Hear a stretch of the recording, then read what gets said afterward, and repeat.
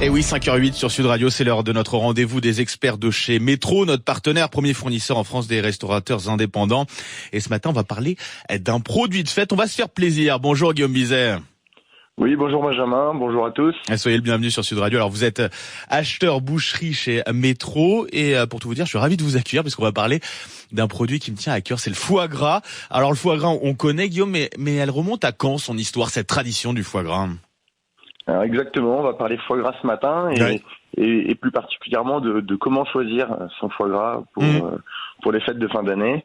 Effectivement, le foie gras, c'est un produit dont la production remonte à bien longtemps, puisque déjà en Égypte ancienne, il y a plusieurs millénaires, on retrouve des traces sur les hiéroglyphes, notamment d'élevage et d'engraissage des oies. On retrouve aussi en Grèce antique, dans l'Empire romain, dans des écrits des traces de cet élevage. Et ce qui est amusant, c'est que à l'époque les oies étaient engraissées avec de la figue notamment. D'accord.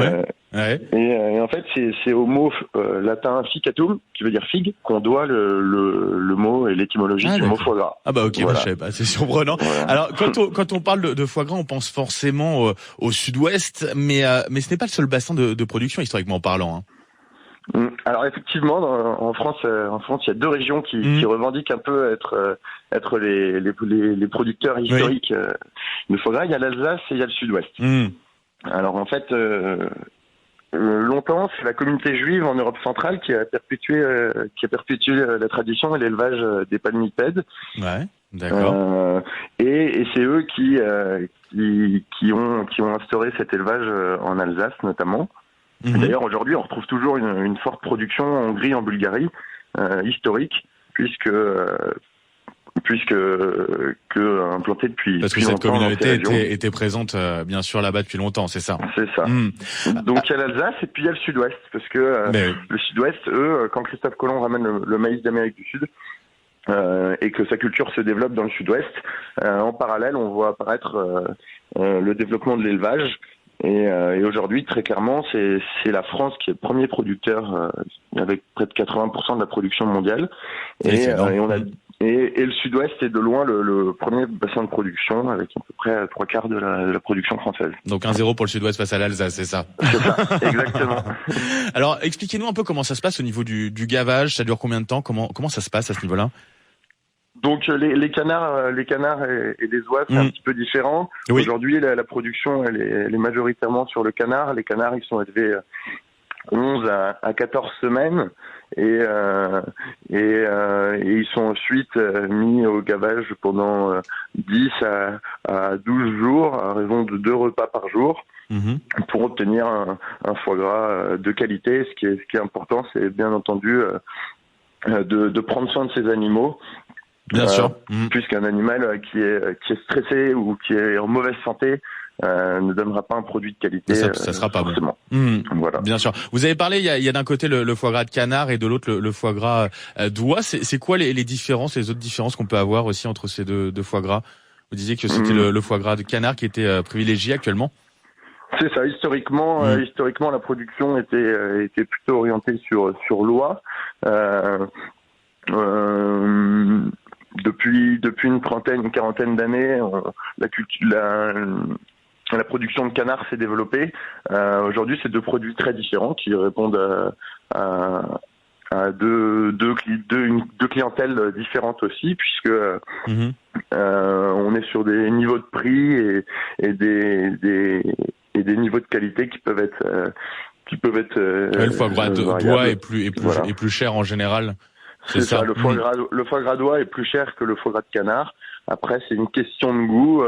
Chacun se fait son avis. Voilà. Comment on va justement bien le choisir, son foie gras? Donc, pour bien choisir son foie gras, le plus important, pour bien acheter son foie gras, le plus important, c'est d'abord de savoir comment on veut le cuisiner. Parce qu'en fait, pour une utilisation spécifique, il y a un produit qui va bien correspondre. Aujourd'hui, on retrouve le foie gras sur toutes les tables, sur toutes les cartes, notamment en fin d'année. Bien sûr. Il peut être travaillé comme ingrédient dans des farces, dans des sauces, ou plus classiquement en escalope poêlée, ou pour réaliser des terrines ou des bocaux. Donc nous, en tant qu'experts chez Métro, en experts de la viande, notre travail, c'est de faciliter le choix de nos clients et de les aider à répondre au mieux à leurs attentes quand ils passent dans nos entrepôts. Donc, ce qui est important, c'est il y a 3 critères principaux de qualité pour un foie gras. Il y a d'abord sa texture et ses qualités intrinsèques en tant que viande, produit. Il y a son calibre. Oui. Et il y a sa fraîcheur. Donc, un beau foie gras, il a une couleur. Premier critère, la texture. Le foie, il doit avoir une couleur homogène. Il doit pas être trop clair. D'accord. Sans hématome, pas marqué. Il doit être souple au toucher. Concernant le calibre, d'une manière générale, plus un foie gras est lourd, plus il va fondre. Donc là, on retrouve, en fait, quand on prend 10 foie gras de 10 canards élevés exactement de la même manière, on va voir, il n'y en a pas un pareil. Donc on a différents niveaux de qualité. Il y a les foies TV ou tout venant qui sont les foies les plus gros. Il y a le cœur de la majorité des foie gras qui sortent entre 500 et 700 grammes. On parle de foie gras premier choix. Et puis il y a les plus petits foies, qui sont les foies de 400 à 500 grammes, qui sont les foies extra. Voilà. Et enfin, le dernier critère qualité, c'est la fraîcheur. Oui. Et d'une manière générale, plus un foie gras est frais, moins il va fondre. Et donc nous, ce qu'on vous invite à faire, c'est acheter un maximum du foie gras sous papier ou foie gras troussé. Parce qu'avec ces produits-là, on a une garantie de fraîcheur maximum, un taux de fonte qui va être le plus réduit possible, et donc un rendement maximum pour vous, les cuisiniers. Et avec une grande qualité, du coup. C'est ça. Et puis nous, chez Métro, on est capable de vous livrer partout en France des foie gras moins de 24 heures après abattage.